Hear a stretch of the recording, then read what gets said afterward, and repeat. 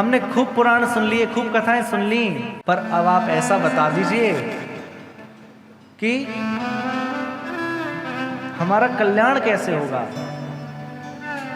कथा का सार सुना दीजिए। जितने भी पुराण हैं इन सब का सार क्या है और हम सबका कल्याण कैसे हो। एक बात मैं आप लोगों से पूछूं, कल्याण किसको कहते हैं?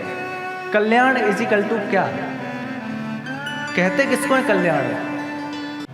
क्या स्वर्ग में जाना कल्याण कहलाएगा? नहीं। क्या अच्छे लोगों में पहुंच जाना कल्याण कहलाएगा? नहीं। क्या अच्छा घर परिवार मिलना कल्याण कहलाएगा? अच्छी पत्नी मिलना, अच्छा पति मिलना कल्याण कहलाएगा? कल्याण कहते किसको है? वैसे तो कल्याण की डेफिनेशन बहुत सारी है, पर सरल शब्दों में यदि मैं आपको समझाऊं तो कल्याण कहते किसको है?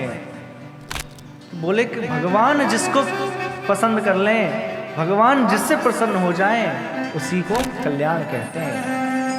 हम हरि के जन बन जाएं। इतने सारे लोग बैठे हैं, सब भगवान को खूब मानते हैं, सब भगवान को प्रसन्न करना चाहते हैं और सब भगवान को खूब पसंद करते हैं।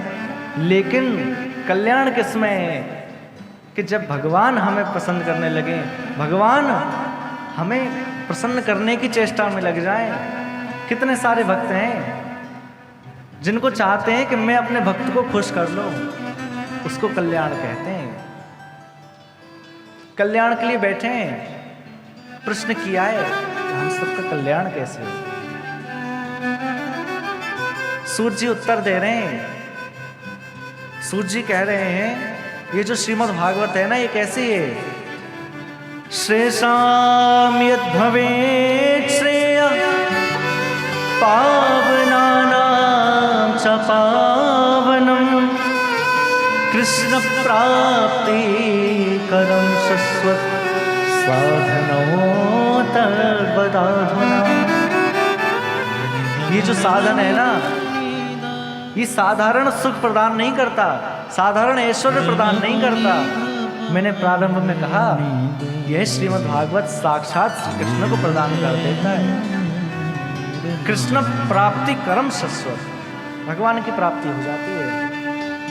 और सूत जी कह रहे हैं काल व्याल मुखग्रास त्रास नृणास हेतवे श्रीमद् भागवतम शास्त्रम कलौ कीरेण भाषितम। प्रत्येक व्यक्ति को मृत्यु का भय लगा हुआ है। जितने भी व्यक्ति यहां बैठे हैं ना, जितने भी व्यक्ति संसार में हैं, उन सबको मृत्यु का भय लगा है। हम भले ही कहें कि हम मृत्यु से नहीं डरते, लेकिन कहीं से एक मक्खी आ जाए हमारी आंख की तरफ, तुरंत हमारी आंखें बंद हो जाएंगी। इस सभागार में मान लीजिए कहीं से कुछ मधुमक्खी आ जाए या कोई ऐसा जीव आ जाए तो सब उठ के भगेंगे। भले ही हम कहें कि मृत्यु से नहीं डरते, लेकिन मृत्यु का भय सबको व्याप्त है, सब मृत्यु से डरते हैं। और मृत्यु का डर कैसे खत्म होगा, मृत्यु का भय कैसे खत्म होगा? तो मृत्यु के भय को समाप्त करने वाला साधन ही है श्रीमद् भागवत। भक्तों को मृत्यु से भय नहीं लगता। संत तो कहते हैं कब मरहूं कब पाऊं पूर्ण परमानंद। कब हम मरेंगे और कब हम अपने भगवान को पाएंगे, उनको तो प्रतीक्षा रहती है।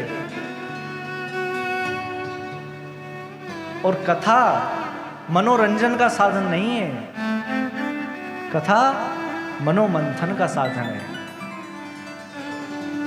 ये महत्वपूर्ण नहीं है कि कथा कितने, यह महत्वपूर्ण नहीं है कि यहाँ कथा में कितने लोग बैठे हैं। इतने सारे लोग बैठे हैं, पर यह महत्वपूर्ण नहीं है कि कथा में कितने लोग बैठे हैं। यह महत्वपूर्ण है कि कथा कितने लोगों में बैठी है। कथा कितने लोगों में बैठ जाए ये महत्वपूर्ण है, सब में नहीं बैठती है।